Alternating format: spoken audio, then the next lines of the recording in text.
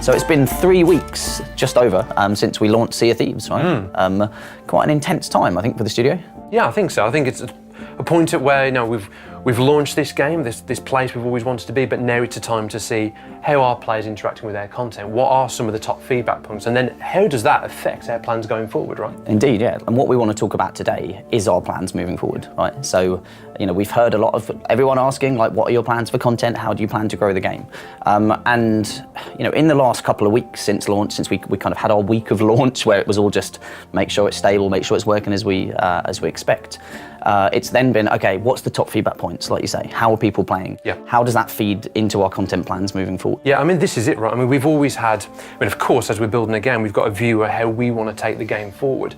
But I think we're in this different world now where we have this huge audience that's playing our game, and they've got different player types. They're playing the game in different ways, and we've had our view on how we wanted to take this game forward. But I think now it's about working with the community to bring the right things in at the right time.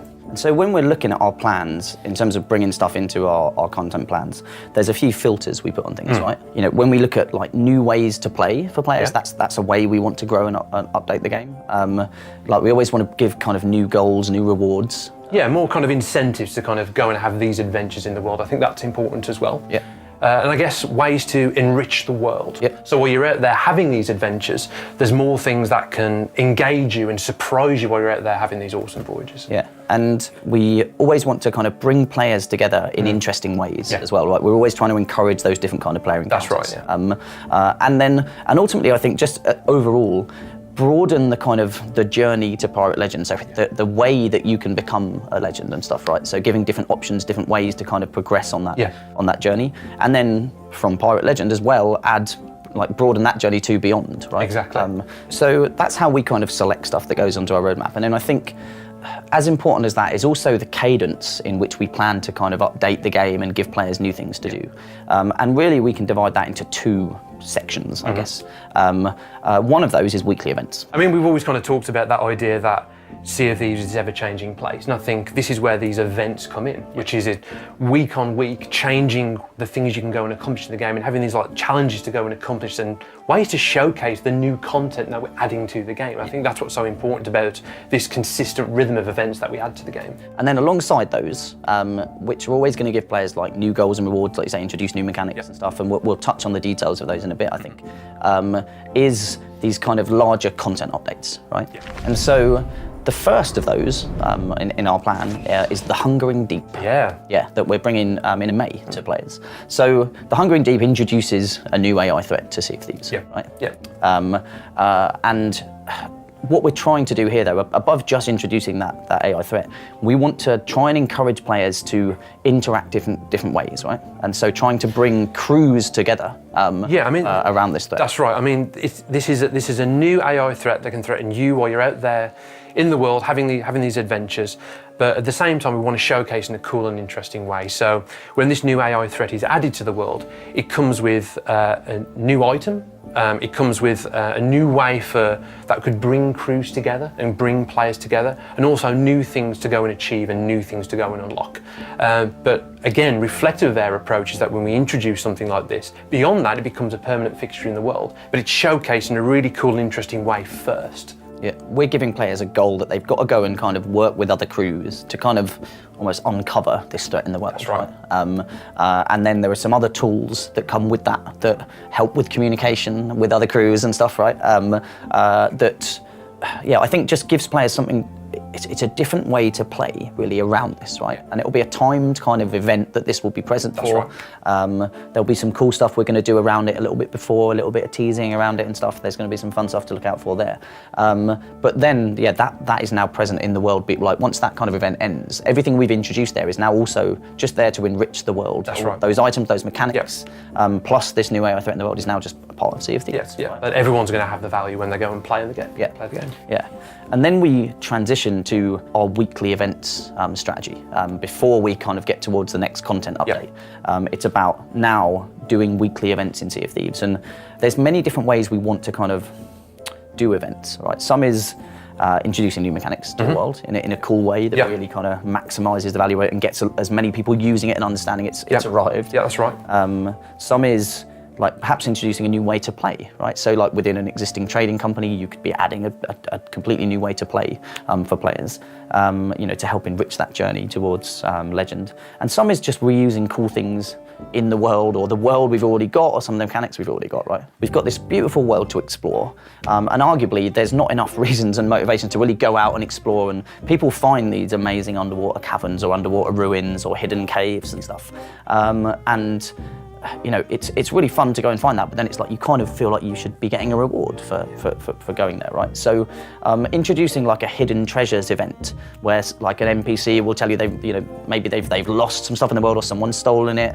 You've got to go out and find it, and gives you that real reason to explore the world, find these treasures. Yeah, maybe bring areas of the game that haven't been into play really yet. Like we've got this beautiful underwater world, and like you say, there's the reefs and there's those little rock structures below the waves. And I think bringing those areas of the game into play more, I think that's going to be our focus going forward as well. Yeah, and so with these events, like I think you said, but there will be rewards, there'll be custom rewards, timed things that if you go and do them during this time period, you'll get exclusive stuff, right, for players.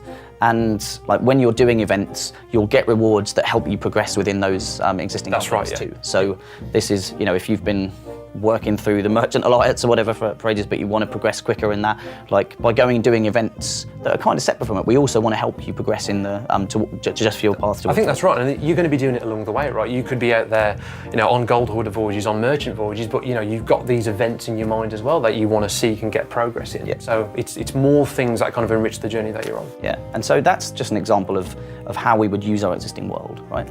But then if we were to introduce new mechanics, and one of our favourite ones that we're looking at right at the moment and we're working on is Cursed Cannonballs, right? And so for us, introducing these into the world is just going to add a ton of variety to every session. Well, this is right. I mean, we've already got a series of mechanics in the game that around resource gathering. There's obviously the simple things like the barrels on the islands. We've got the barrels that float in the water. There's shipwrecks. There's that little goal right now to go out there and resource gather for the good of the ship and for the good of the crew. I think any variety we add there is going to enrich that value, which means that when you come across another ship, you're going to know less about what they have. Yeah. I think adding more variety into the encounters between players, whether that's through cooperation or conflict, I think that's going to bring a hell of a lot of value to the game. What's great about the weekly events is that it's a great way for us to announce the content rather than just doing a set of patch notes. Yes. We're announcing it through the world, right? We're announcing it by saying that it's around an NPC, it's around a new way to play, it's around a new goal to go and achieve. Yeah. So all of our players know that we're adding content to the game in a really cool way, rather than just saying, we've just added this thing, go find it. Yeah. Another way that we want to reuse existing mechanics in cool ways for weekly events is something like skeleton thrones is another thing that we're looking at internally, which is adding a bunch of thrones around the world, right? Like in really hard to reach places that the skeletons are placed there because they like to sit at the top of course they do. Of course they do. Surveying what they believe is their kingdom. Kings of the world. Yeah. But just having an event there where we introduce this in the world, and now you've got to really just go and explore, find these things in the world, and then figure out how you're going to get up there, right? And go and sit in their thrones, take a selfie. But generally, like that's the kind of stuff that we want to do when we're reusing kind of existing mechanics. Definitely, and this is one of my favourites. I just love the fact that we're going to add these skeleton thrones and just finding them, seeing them up there on a high peak, spotting them with your spyglass, and actually getting to it is almost a reward in and of itself. But then actually rewarding it with something tangible. Yeah. So you're getting up there and you're getting it's a cool screenshot moment, but we're going to give you cool rewards in the game for being inventive and using finding yourself at cannons in new and interesting ways. Yeah, like that's what we can do in our game, because there is so much variety with the tools that we already have, even without then going and adding the new content and bringing that stuff in. So our weekly events are going to be a mix of that stuff. Okay. But each time it's going to be something new. It's going to help you kind of progress on the journey to Legend. It's going to give you new rewards. And I think these events that we want to run weekly, these are a way that we're going to be enriching the world week on week and getting that rhythm of these consistent updates where players are, hopefully always looking forward to what we're adding each week. But ultimately, these are building up to these larger content drops, right? Yeah, absolutely. And so we've talked talked about the hungering deep in as much detail as we can. And then the next one that we're heading towards is cursed sails, right? Alluding a little bit to what's in there. Yeah, and this is another new AI threat that we're adding, right? This is a new thing that can engage you and your crew while you're out there having these adventures. Yeah, quite different as well to what's in the hungering deep. Yeah, I think that hopefully a little bit unexpected. I think that's why we want to be a little bit more mysterious around what that entails exactly. Yeah. And there's also a new way to play for players, introducing a new ship type for players to play on. That's right, yeah. And a new way for crews of different sizes to be able to have a slightly different experience and have more variety of just being out there and just seeing another different ship type out there. Yeah. And obviously alongside that, it will bring kind of new mechanics, new features, just alongside that wrap it, and new rewards, new cosmetics, etc. for players. And then as we head towards the third one, which is Forsaken Shores, again alluding to what might be coming in that. Yeah, I mean, we've talked about enriching the world, but I think this is a new area to explore. And we don't just want to add more of the same. This is something a little bit different, and we want this to feel much more perilous. So when you're going on a voyage into this new area, you really feel like you're taking on these extra odds, and it's going to be a new type of adventure that you can go and have. Yeah. Alongside this more perilous kind of part of the world, we're also planning on introducing a new AI threat alongside that. That's very much themed to that part of the world. Right? Again, very different to what we're bringing in beforehand. So really trying to add that difference, that variety to the threats that you're going to encounter out there in the world. Yeah, I mean, more of that fantastical that we love so much on Exactly, yeah. And so that takes us kind of through summer, and then as we go head into fall and winter, we plan 3 more major updates during the rest of the calendar year, and all the while doing weekly events in between. And I think that another piece that's important for people to understand is that that's no extra cost when we add these. So our content updates, the weekly events and everything they're all available to all players, because we never wanted to do anything to separate players and give some people content that they can play with only them and then others. So that's never been our intent. Absolutely. This is the start of the journey, so welcome aboard. The game is going to continue to grow and be enriched from this point onwards. And it's really exciting.